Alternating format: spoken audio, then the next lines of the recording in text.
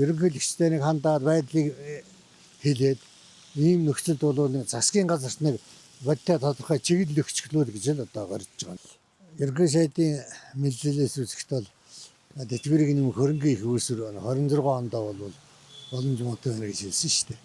Тэгэхээр энэ бол 26 оны төсвийг баталгаас өмнө ахмадууд жагссан хүсэл саналаа илэрхийлсэн. Тэгээд сая 500 мянга хүртэл нэмэгдүүлээч гэсэн.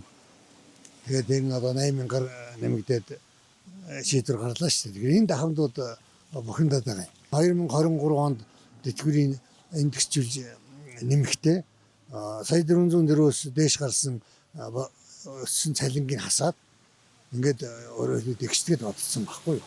Хэрвээ тэрийг одоо тэгж сая 404-өөс дээш гарсан цалингийн хасаагүй бол өнөөдөр одоо 2 сая 3 сая төгрөгийн тэтгэвэр авах хүмүүс өндөө байгаа. Тэгээд тэрийг шийдээгүй тэгээд энэ зогсоор нь авч удахгүй зүгээр одоо баг тэтгэвртэй хүмүүст нь 40 төгрөгөөр нэмъя гэж ингэж хэсэгчилж авч үзэх нь бол ахмадуудын хүсэл зоригт нийцэхгүй байгаа юм. За тэгэхээр энийг яг их хурл дээр бол нэг ажлын хэсэг гарсан байгаа.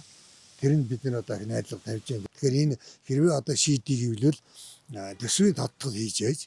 За тэгээд нэмэлт их үүсвэр гаргаж ээж. Тэр одоо алтан мөнгө уурхаа одоо хаана баялаг байдгийг тэрнээсээ л одоо мөнгө гаргаж ээж шийдэх энэ бага асуудал биш шүү дээ. Тэгээд одоо та бүхэн хандсан. Ер нь одоо бид нар юу яа гэж байгаа. Ер нь ахаад төрийн 3 өндөрлөгтэй хандъя.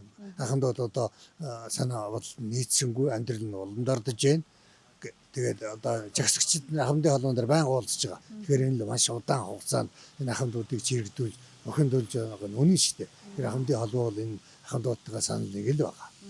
Ерөнхийлөгчийн зүгээс одоо улсын төсөвт шууд оролцох боломжгүй. Тэгээд та бүгд тэгэхээр одоо найдах. Одоо бас нэг ерөнхийлөгчтэй нэг хандаад байдлыг хэлээд ийм нөхцөлд бол нэг засгийн газарт нэг бодтой тодорхой чиглэл өгчлөө гэж л одоо гарч байгаа. Түүнээс одоо ерөнхийлөгч маань өсөв батлахгүй хөрөнгөийг шийдэхгүй шүү дээ. Энэ ч одоо ерөнхийлөгчөөс өгсөн чиглэлийн дагуу засгийн газар нь одоо шинээр ажлын хэсэг байгуулад их хурл нь халугт банк ороод энийг судалж үзээд ийм асуудлыг авч үзэхэд гэж л ерөнхийлөгчтэй хандж байгаа юм. 80, 90 настай, 100 настай аханд бол шүү дээ. Энэ настай хүмүүс эхлээд одоо энэ 26 оныхоо 1-р хагас жилч юм багтаагаад төрүүлээд өгчмөр шүү дээ. Ялангуяа чинь 80, 90 настай, 70 настай хүмүүс, 70 настай хүмүүс чинь нөгөө тэтгэврийн ялгаа зөрүү их байгаа байхгүй. Нэг олон жилийн өмнө тэтгэврийн тогтоогдоод хэмжээ нь хоцрогдчихсон. Одоогийн тэтгэвэр авах өндөр байгаа учраас тэр хүмүүс чинь өнөөдөр багш тэтгэвэр зогсож байгаа хүн өндөр авч байхад 20 жилийн өмнөх багш чинь доод хэмжээгээр авч байгаа байхгүй. Шинэ танкимаараа шийдэж чадахгүй, засгаараа шийдэж чадахгүй асуудал байна. Тэрөө танкимын асуудал ерөнхий сайдын